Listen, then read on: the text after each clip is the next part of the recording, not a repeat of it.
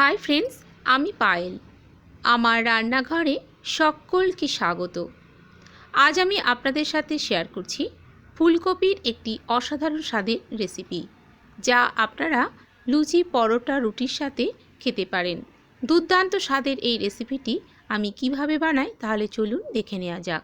सबार प्रथमे आमी एखाने दुटो माझारि साइजेर फुलकपिर फुलगुलो निये निয়েছি আর নিয়েছি তিনটে माझारि साइजेर आलूके 4 टुकरो करे। कड़ाईते दिए दिएছি सर्षेर तेल। एबारे प्रथमे आमी आलूगुलोके भेजे नेब। गैसेर फ्लेमटा मिडियामे रेखे आलूगुलोके लाल करे भेजे निচ্ছি। आलूगुलो भाजबार समय सामान्य परिमाण हलुद दिए निয়েছিলাম। নুন কিন্তু আমি দিইনি, তাহলে आलू থেকে জল ছাড়তে শুরু করে দেবে। আর এদিকে ফুলকপিগুলো আমি হালকা নুন দিয়ে ভাপিয়ে নিয়েছি। ফোড়নের জন্য নিয়েছি একটি তেজপাতা, শুকনো লঙ্কা, দুটো লং, দুটো ছোট এলাচ আর গোটা জিরে।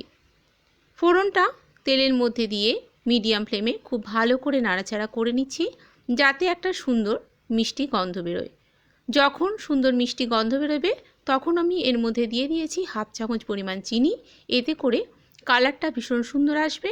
আর চিনির ওপরেই দিয়ে দিতে হবে হলুদ গুঁড়ো আর লঙ্কার গুঁড়ো, তাতে করে দুর্দান্ত একটা কালার আসবে।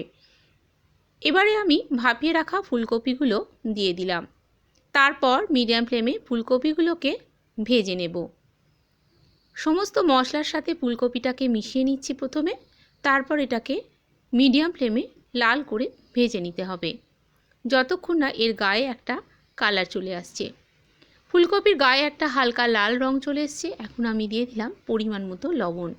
তারপর আবারও বেশ কিছু সময় নাড়াচাড়া করে নেব। এখন আমার ফুলকপিগুলো খুব ভালোভাবে নাড়াচাড়া করা হয়ে গেছে। দিয়ে দিচ্ছি দুটো ছোট সাইজের টমেটো বাটা। আবারও টমেটো বাটার সাথে ফুলকপিটাকে মিশিয়ে নিচ্ছি। গ্যাসের ফ্লেমটা মিডিয়ামেই রেখেছি। খুব ভালো করে মিশিয়ে নেওয়া হয়ে গেছে। এখন দিয়ে দিচ্ছি ধনের গুঁড়ো আর জিরের গুঁড়ো 1 চামচ করে, আর দিয়ে দিলাম ভেজে রাখা আলুর টুকরো। তারপর আবারও মিডিয়াম ফ্লেমে খুব ভালো করে কষিয়ে নেব।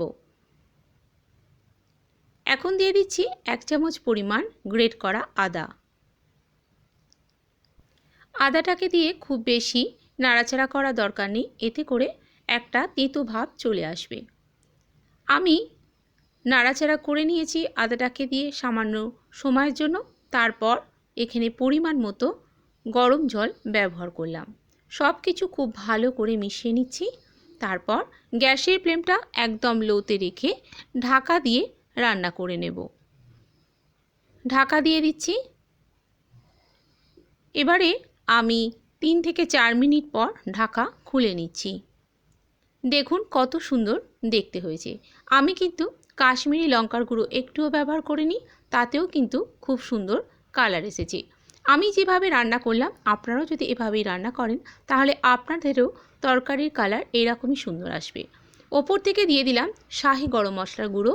তারপর খুব ভালো করে নাড়াচাড়া করে ঢাকা দিয়ে রেখে দেবো 2 থেকে 3 মিনিট স্ট্যান্ডিং টাইমের জন্য। এরপর আমি এটা গরম গরম পরিবেশন করব লুচির সাথে।